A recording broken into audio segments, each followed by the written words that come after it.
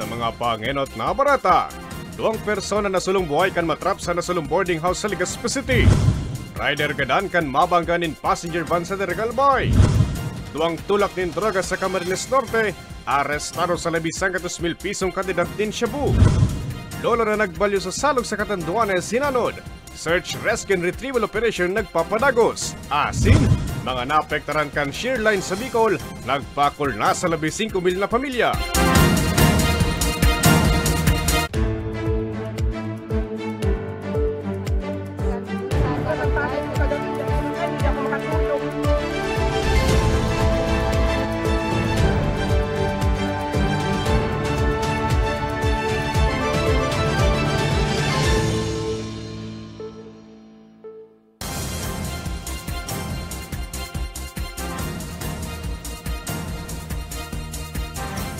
Diyos maray na banggi, uninan mga baretang dapat nindong maaraman ngunya na Biyernes, Enero 10 taong 2025. Sa detalyes, 2 persona ang naitalanggadan sa nagbungkaras na kasulo sa Barangay Rawis, Legazpi City, Kasubanggi.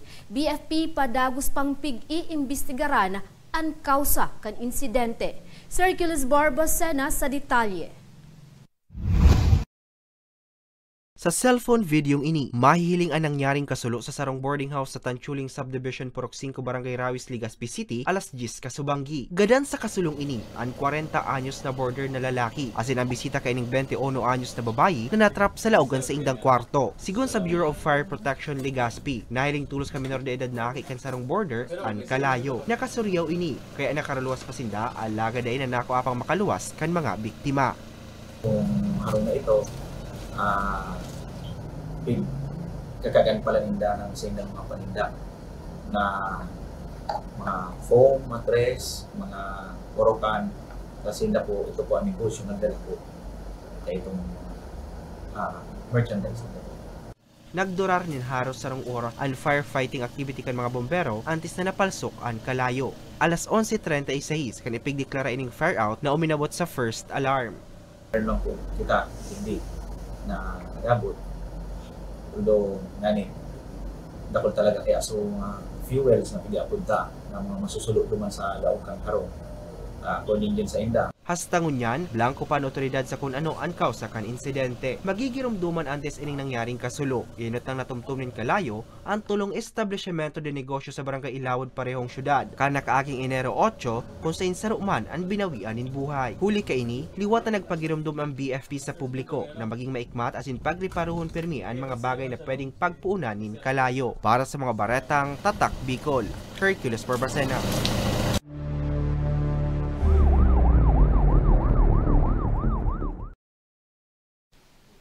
Gadaan ang sarong gwardya kan makasalpok ang pigmamaneo kaning motorsiklo sa kasabat na passenger van sa Daraga Albay kasuudmang aga. PNP nagpatanid sa mga motorista nga ni makaibitar sa diskwido. Si Arielo Beyas sa detalye.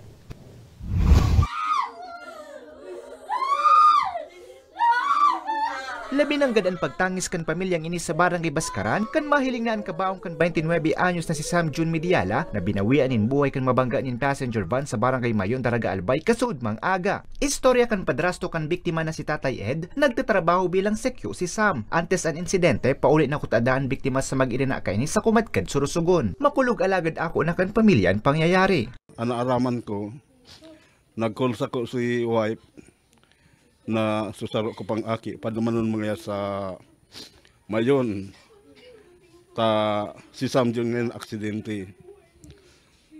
Hasta duman po nagpundupan samantala ang istorya. Kana ko napapala-kontak, dahil ko na si wife na kukontak, nagapod siya. Iyon na po ito, si Sam June ngaya gadana. Susog sa investigasyon kan Daraga Municipal Police Station, sinakop kan motorsiklo kan biktima ang linya kan passenger van na nagresulta sa iyang pagkakadiskwido. Pigdara pa ang biktima sa ospital, alagad pigdeklarang dead on arrival kan nag-atinder na doktor. Bali, dalawang vehicle pang involved dito, isang Suzuki Smash at isang Hyundai passenger van. Ano po ito, traversing with the opposite lane po sila, and pagdating po dun sa place of accident, yun po, na-encroach po ng vehicle 1, which is yung motorcycle po, yung lane ng vehicle 2. Yun po ang nangyari. And then mga 11:30 AM po ito nangyari kahapon po, January 9, 2025. Dain na sinaangatan pa ng reklamo kan nabaya ang pamilyan driver kan imbweltong van makalis na magkaigwanin pag-ururon. Sa ibong kaini, nangapodan ang daraga MPS sa mga motorista na maging maingat sa pagmamaneho para iwas diskwido. Para sa mga baratang tatak Bicol, Ariel Obeya. Sa Camarines Sur, sarumpang pasaherong bus ang nawaaranin preno na nagresulta sa pagkakasalpuka ni sa sarong truck asin pagkakaerido nin tulong persona. Si Regine Bues sa bilog na detalye. Irido ang tulong persona kan mabunggo nin sarumpang pasaherong bus ang likod kan pigsusundan kaining truck alas 10 nin aga kasuudma sa Pili, Camarines Sur. Sa inisyal na investigasyon, haling albay pigbabaybay kan duwang imbweltong behikulo ang parehong direksyon pasiring sa southbound. Alagad pag-abot sa barangay Pawili, nawaaran ng preno ang bus na nauli sa diskwido. Irido sa pangyayari ang tulong lunad kan bus kabali ang sarong college student. Tulos man sindang pigdara sa Bicol Medical Center sa Naga City para sa magkakanigong asistensyang medikal. Yung vehicle kasi bampramdahin po ito eh. Hindi po nating alam kung inaantok yung driver o kung ano. Basta wala naman po sinabi. Basta ang niya lang is nabangga niya na lang yung nasa una niya sasakyan. Dai naman nagsangat pa nin kaso ang mga nalugadan asin ibang nadamay sa insidente. Makalihis na akuong kan bus company and medical bills asin iba pang danyos. Nun may fault naman is yung nasa ulihan. Kasi dapat po pag nag-drive tayo, pag may sinusundan tayo, dapat po keep distance sa mga 5 meters or 10 meters para kung sakali man na yung preno at least makaano pa tayo yung precaution ba, yung pag-iingat. Liwat man na nagpagiramdom ang otoridad sa mga motorista na perming pagreparuhon ng mga pigmamanehong behikulo, antes ang pagbiyahe asin mas maging alerto sa tinampungan ni iwas diskwido. Para sa mga baratang tatak Bicol, Regine Boy. Duwang tulak ni droga sa Camarines Norte ang matrayumpong naaresto kan otoridad. Nakuha sa mga iniyan 800,000 pisong kantidad nin shabu. Uyaliwat si Regine Boy.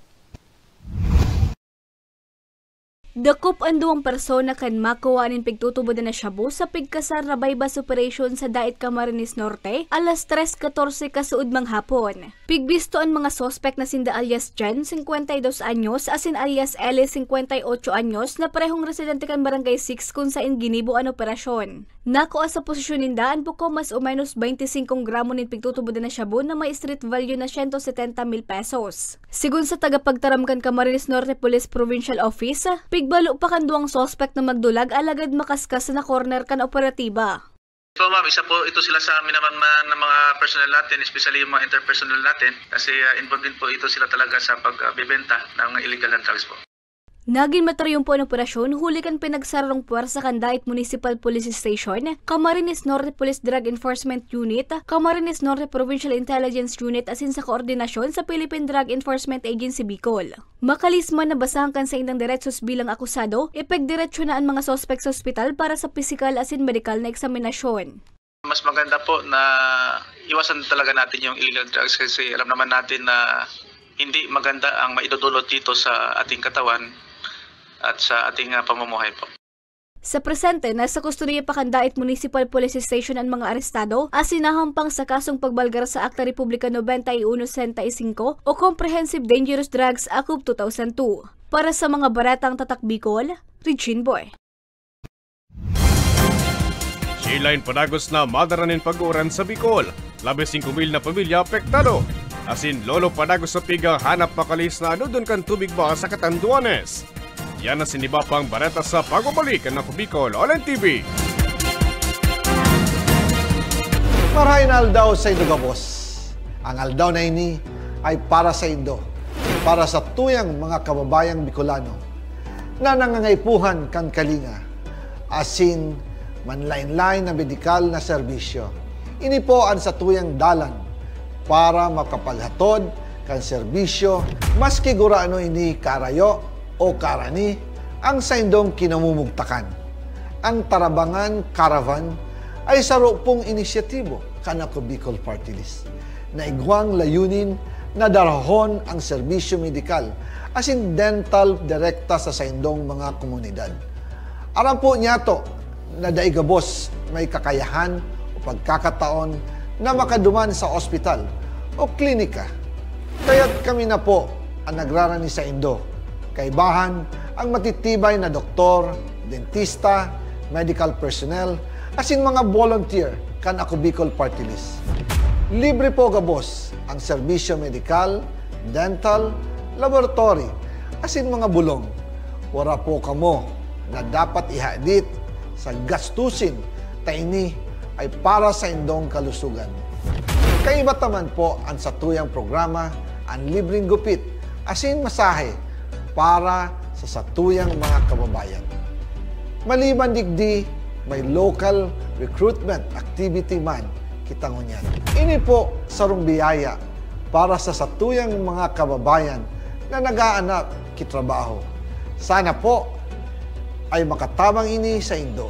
Tangani, makaanap ki mga bagong oportunidad para sa indong pamilya. Mga kababayan, buya ko pong ipaabot sa Indo na Ako Bicol Party List permi yaon para sa Indo. Sadto ngunyan asin sa maabot. Kami po ay padagos paglilingkod sa bawat Bicolano. Kami po ay nagpapasalamat sa saindong padagos na suporta.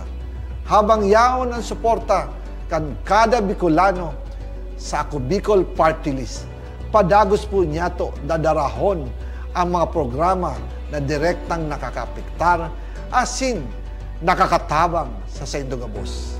Sa giraray, dakulaw pasasalamat po sa indong pagtangkilig asin pagtitiwala naway padagos niya tong ipangaji ang mga kalusugan asin kaligtasan kang bawat saro. Padagos po kitang magtarabangan asin magkasararo para sa mas malusog asin masiglang Bicolandia. Nakulang salamat po asin maray na aldaw sa indong gabos.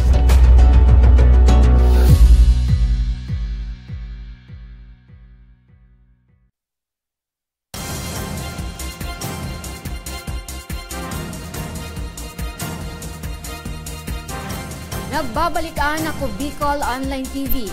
15,000 ng pamilya ang naitala kan Office of Civil Defense Bicol na apektado kan shear line. Ano ang magiging kamugtakan kan panahon sa mga masunod na aldaw? Aramon sa report ni Angeline Dagta. Total na 5,845 pamilya o 27,189 individual ang apektado na kan shear line sa Bicol Region. Basado sa record kan Office of Civil Defense o OCD Bicol kasuudma, 64 pamilya o 205 individual halos sa 6 na barangay sa Jovellar Albay ang apektado na kan sunod-sunod na pag-uuran.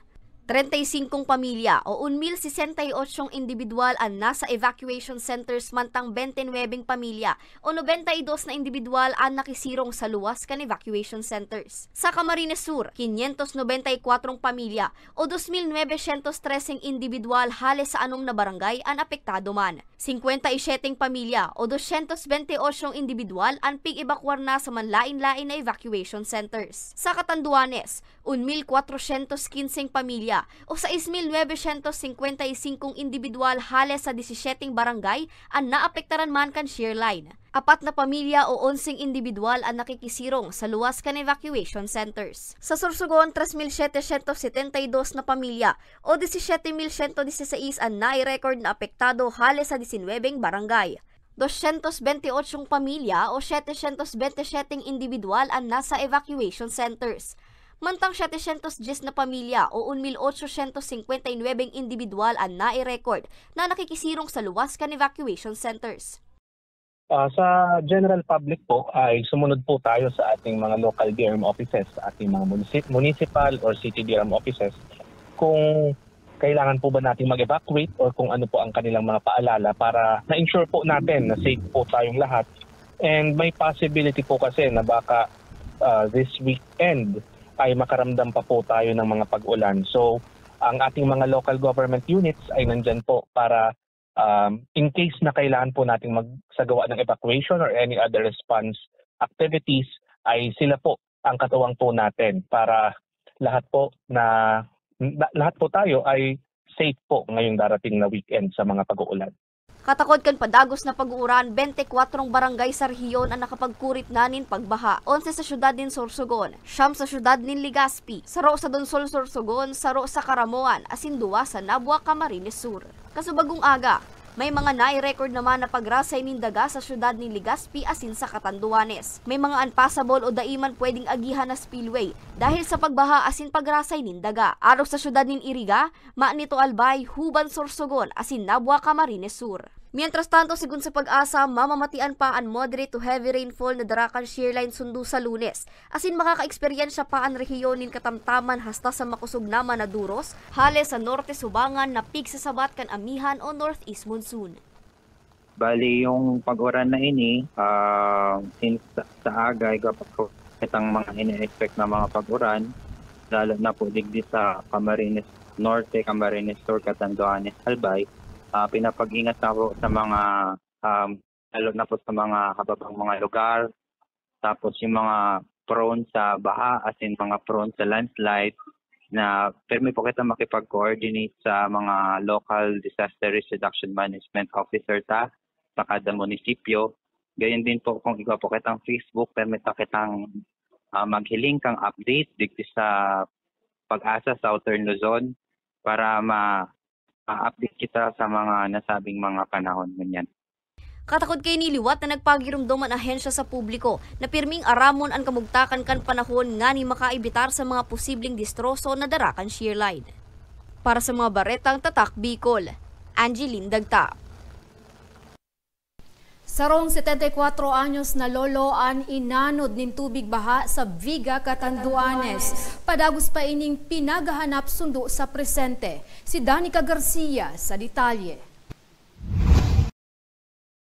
Pinagahanap pa sundoon niyan ang lolo na inanod nin tubig baha, makalihis na magbalyo sa sarong salog sa Viga, Catanduanes. Sa kasagsagan kan makusog na pag-uuran, alas 7:30 nin aga kasuudma, Enero 9. Pigbisto ang biktima ni si Rofo Torres, 74 anyos, may agom, residente kan parehong banwaan. Sa impormasyon, halis sa indang residensya, buminalyo sa salog sakop kan barangay Bigonya ang biktima. Kaiba ang sarupang senior citizen, alagad biglang luminangkaw ang level kan tubig. Inanod ang biktima mantang nakasalbar naman ang pag-iriba kaini. Medyo may kailangan na kasi, 70 years old na, siguro hindi na kinaya yung lakas ng agos po ng ilog. Opo, wala po siyang tulay ma'am, talagang tatawid ka po ng ilog para lang makapunta ka dun sa alaga mong kalabaw.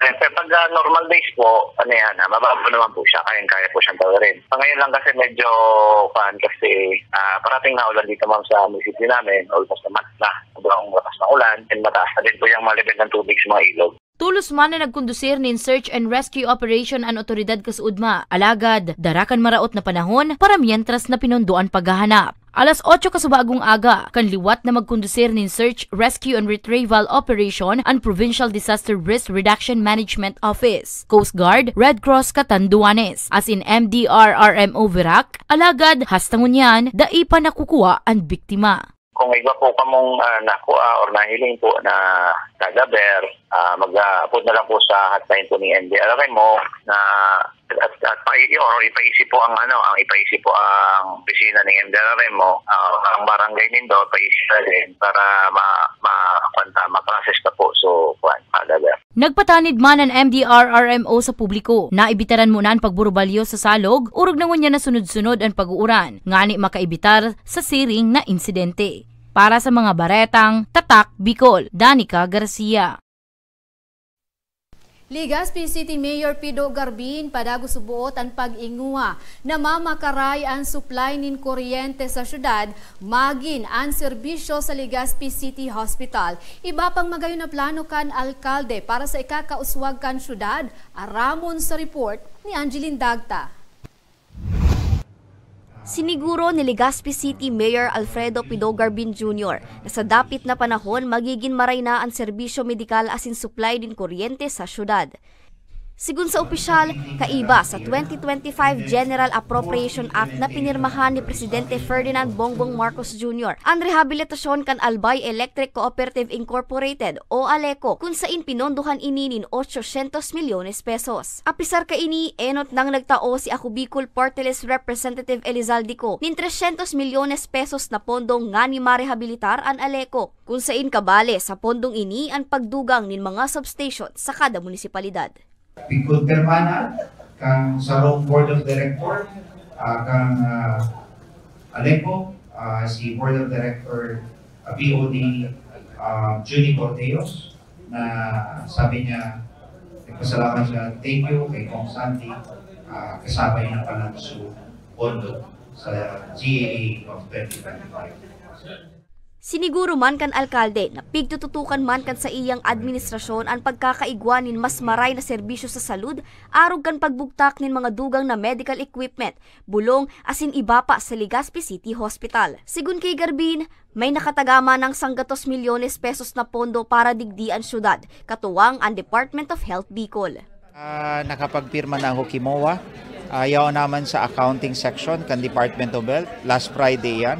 Baka within the week ma-download naman, and then the necessary medicines, and then the equipment. Well, ito mga CT scan. Of course, hospital beds. Sara mo bang rarangkanan sa tuyang mga hospital beds? And then kung data pa man ini bakal tulos, the easiest way is to come up with a MOA with the two hospital, ACE and Tanchuling, tanganing sa pangangaipot sa tuyang mga pasyente, may i-refer ta duman sa kompletong ekipahe kang nasabing duwang pribadong hospital.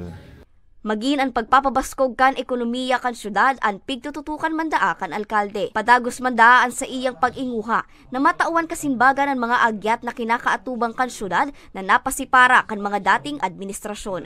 All these budgets that has to be implemented. Kasabay, itong sa ALECO, baka hanapan kita kang publiko na sa sumasunod na simana o masunod na bulan nag-brownout, as in sisihon kita, hayan man ngayon sa mga pondo na pinag-alokar. Tabi man, de kita tabi na masala na the implementation, the procurement, implementation, and completion of it will take about minimum of 1 year.